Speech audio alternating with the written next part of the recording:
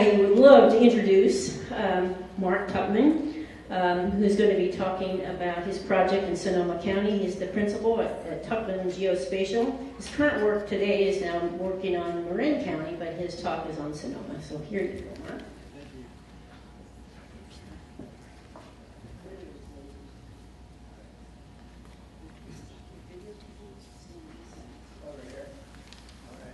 Thanks. Nice to be here and to talk about veg mapping, which we're doing a lot of right now and want to see a lot more done. I'm going to talk about the Sonoma County veg map, which was completed in 2017. Sonoma County is about 1 million acres, so it's a big project. First, I'll talk about just give an overview of the program, talk about the methods, how we made the map, the accuracy assessment, quickly show results from that, and then talk about what products were created and kind of who's using the data. So the deliverables of the project were LiDAR for the county, so high density LiDAR, 8 points per square meter, and a whole bunch of derivatives from the LiDAR, including surface model, terrain model, and other derivatives. And then the vegetation map. So we created a vegetation map at a 1 acre MMU, smaller MMU for some sensitive habitats. We used the National Vegetation Classification, about 85 classes, mostly at the alliance level, sometimes at the group, especially for herbaceous types, even above the group in some cases. And there was, in addition to the veg map, the fine scale map, we created sort of these spin-off derivatives. Croplands, we did a wetlands, impervious surfaces, and a carbon and biomass map. And so it made all this data public, so it's really easy to get for folks in Sonoma County and elsewhere. So this project was led by the Sonoma County Ag and Open Space District. And the Water Agency. And those agencies, those groups needed fine scale data. They needed a veg map. They were using the statewide 30-meter veg. And they needed these high resolution LiDAR derivatives to fulfill their mission. And so what they did, and this is just a great sort of vision by folks at the district, Karen Gaffney and Tom Robinson. They talked to NASA, and they worked with NASA to get the core of the funding they needed, and USGS as well. And then they developed this consortium of local, state, and NGO partners. And I also want to mention that throughout the whole process, from the very beginning to the very end, the Veg Camp and CNPS were involved in every piece of the project, and that really, I think, was key to the success of this project. So besides supporting the agency, the district, and the water agency's decision-making, these data, or this big investment in data really gave Sonoma County, the private sector, the NGO sector, a lot of benefits. So really kind of brought the landscape into focus for land managers in Sonoma County. And here are the funders. So the district, the water agency, ISD, some other transportation, public works, City of Petaluma, Department of Fish and Wildlife, CNPS, TNC, Save the Redwoods, and then NASA at the bottom. Again, NASA provided, they paid for the entire LiDAR point cloud, which is probably the single biggest ticket item in the project. So that federal funding was key. And the team that did the mapping, it's a lot of hands on this map. Tukman Geospatial, that's my firm in Santa Rosa. Cass Green and Associates. Prunensky Chatham's a great firm in Sonoma County. Great botanist, Joan Schwam there, and other folks that helped us in the field and on the mapping. Kyle Christie doing the accuracy assessment. Matt Clark at Sonoma State really helped us with our machine learning.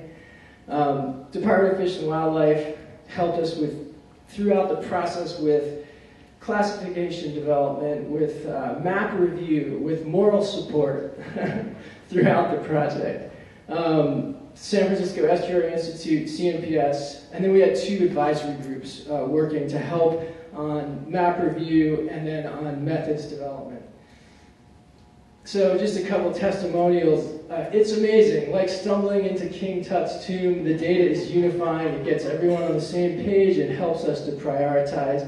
It reveals hidden treasures such as historic walls and roads and facilitates exceptional cartography. That's Joe Kenyon at the Sonoma Land Trust. We use the data all the time, every day. It is part of every map. We always look at it before we even think of going into the field, and that's Alex Young at the Ecology Center in Sonoma. So I want to talk about methods for maybe 8 minutes. I'm sorry, this is trying to put a lot into a short time, but really what we did and what we hope to do in future projects is to use the field data that we have and combine the field data with a semi-automated mapping approach.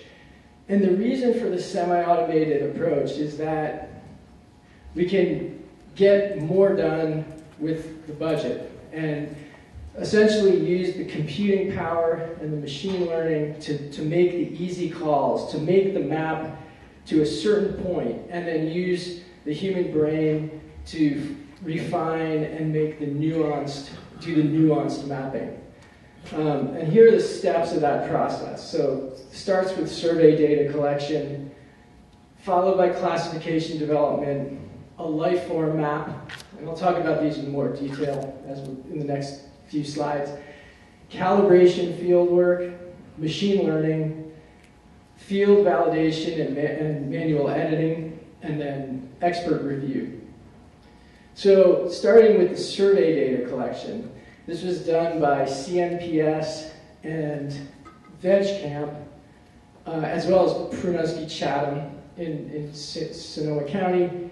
About 800 rapid assessment and relevant data surveys were collected, and those data were combined with sort of the existing rapid assessment and relevant data that had already been collected up until 2014 in Sonoma County.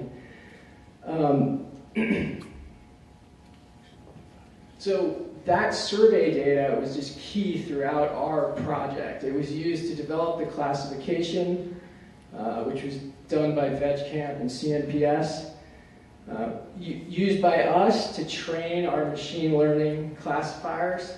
And then, of course, as we're doing our field, our manual editing, we use this data, these survey points, to calibrate our eyes, to make those connections between what we're seeing on the ground, what we're seeing on the computer screen, on the imagery and the ancillary GIS data, and what's actually out on the ground.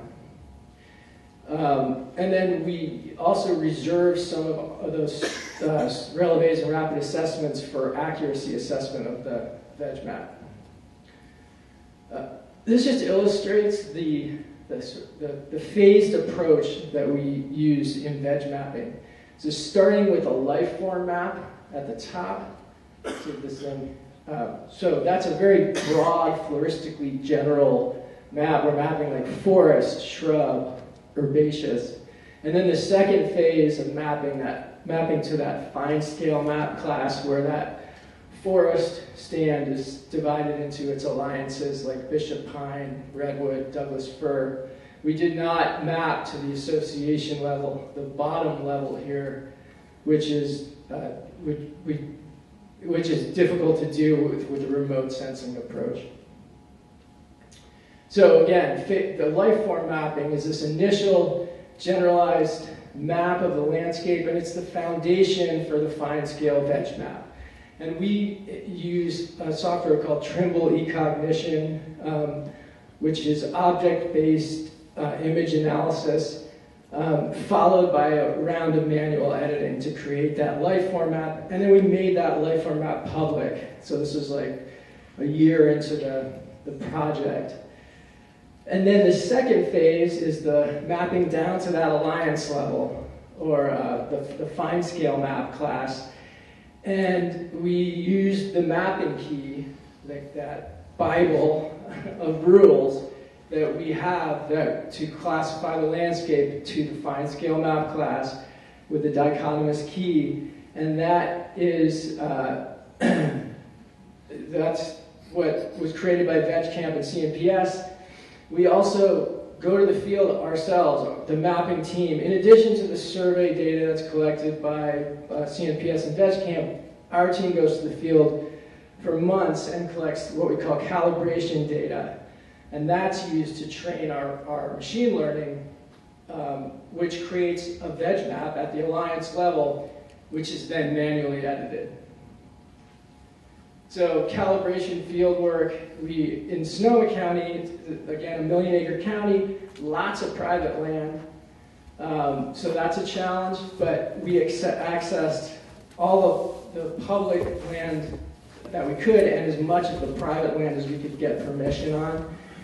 And essentially taking our key and labeling segments, polygons, stands with the fine scale map class.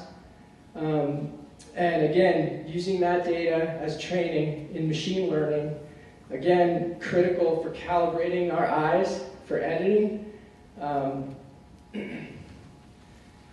And using the calibration field data combined with a lot of the CNPS and VEG-CAMP survey data, we use machine learning to predict fine scale map class across the entire county. So the training data, the calibration data, is intersected with a stack of predictor variables.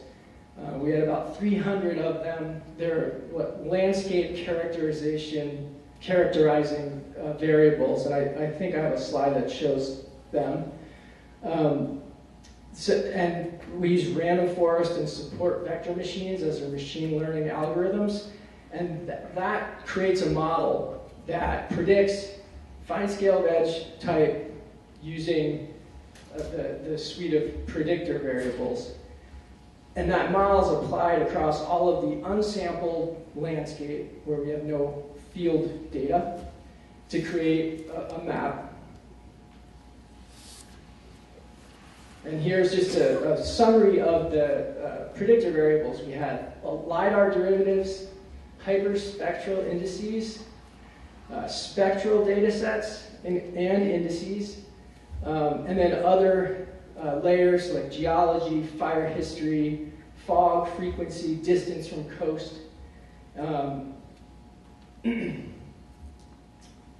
So from machine learning we get this veg map, but the veg map isn't always right, and the model isn't always right. And so most of the time that we spend our labor in this workflow is manually editing.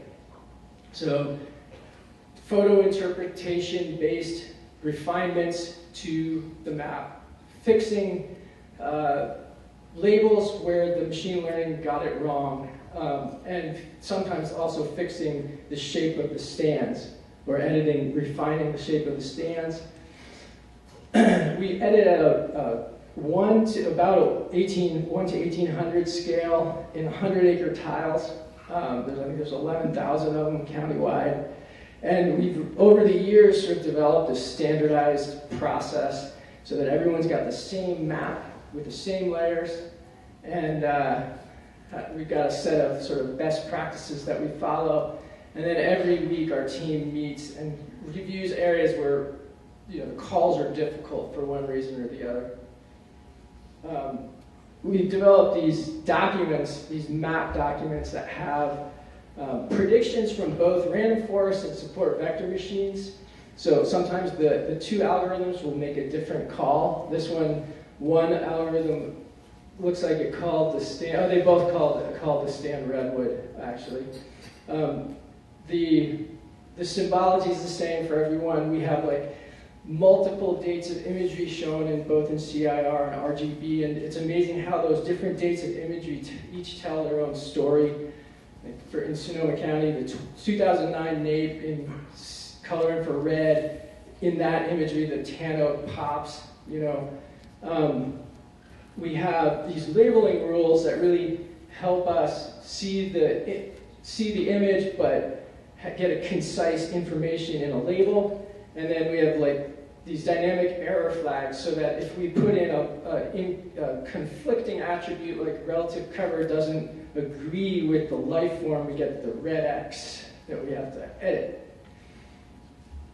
So quickly, just to show the workflow of the mapping here in one slide, that's the Lifeform map coming out of eCognition. The Lifeform with what we call fine scale segments, which we'll label with to the alliance level, the black lines that just showed up, the black polygons. Field data, so in this area we actually validated each one of those stands in the field, and then we run the machine learning and get an automated map at the alliance level, which we manually edit to create the final fine scale map, which we then send out to all of our stakeholders in Sonoma County, all the agency, land managing agencies, and even some private landowners, also the VEG camp, for map review, which we then take and make a final round of manual edits to the VEG map. So we've completed accuracy assessment just a couple months ago.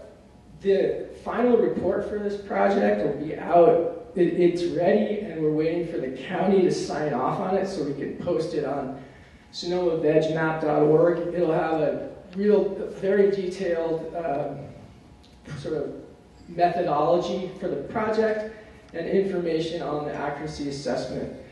We assessed accuracy in two different ways. For Lifeform areas like vineyards and orchards, which are simple to photo interpret, we used imagery and Google Street View to collect 378 accuracy assessment sites. And then for all the sort of natural lands, we sent Kyle Christie and a couple other folks out into the field, and they collected verified accuracy assessment data, 961 sites. I've got more detail on this, but I don't have time to show you. Here's the distribution of the samples. And the overall accuracies for the Lifeform map were 95%, and just under 80% for the fine scale map. And again, this will all be available, I'm told, in the next couple of weeks. We're waiting for that to come back from the county. So the VEG map contains the following attributes. These are, one thing we really did try to do is embed as much information as we could in the polygons. So proportion imperviousness for every stand, mean and max stand height for forested areas, and that's from LiDAR, absolute canopy cover from LiDAR, hardwood versus conifer cover, and that's actually photo interpreted. Total above ground carbon, and that was developed by Ralph Dubaya, who's actually a climate or a carbon expert from the University of Maryland, who actually runs the JEDI program, which is the spaceborne LiDAR, our first spaceborne LiDAR. So I just wanted to show a couple of, how much time do I have? 2 minutes. I just want to show a couple of examples of how the county's using this data. I like this quote from Allison Schichtel at Ag and Open Space. We're using this data from the Sonoma VEG MAP program to answer questions like, what are the highest priority places to protect because they support rare veg? Where are floodplains in Sonoma County? How can we work with our local agency and nonprofit partners to restore and protect these places? The LiDAR data, derivative products, and VEG map are foundational to our work, from how we develop our conservation priorities to informing how we draft our easements, to supporting long-term monitoring of our easements and management of our feed properties. These data are integrated into every single one of our processes. And I just grabbed a couple of maps that Allison had made. This is rare vegetation derived from the VEG map. She also provided this carbon map and a bunch of other ones. They're doing, the district is doing a vital lands initiative right now, and they're ranking conservation priority across Sonoma County and using the VEG map in myriad ways as part of that analysis. One of the things we're doing right now, which is really exciting, is in the 2017 Tubbs, Pocket, and Nuns fires in Sonoma County, it's about 100,000 acres, so about a tenth of the county was burned. We're mapping canopy damage under a NASA Rapid Response project or grant. We've completed those maps, waiting to make those public. That's imminent. We did an accuracy assessment on the damage maps, and it's about 85%, so we're really excited. And this information will be embedded into the fine scale VEG map, so we're excited about that too. So just a few conclusions. I think I'm out of time, but I just want to say our techniques, we've been working on them for a really long time, and we're excited to use them across other counties. And also we're excited about collaborating with folks like AIS who have deep expertise in this as well. But lessons learned that our techniques do help add detail, reduce cost, and shorten the production timeline for VEG mapping. And we think that we learned that making these data easily available in a digestible way to the public really helps build support for these types of projects which are expensive. More field work is always better, especially in Sonoma County, where we have the challenges of maybe 80% of it being private land. If you want to look at what we've done and learn more, SonomaVegMap.org is the place to go. And thank you. I think we have time for questions.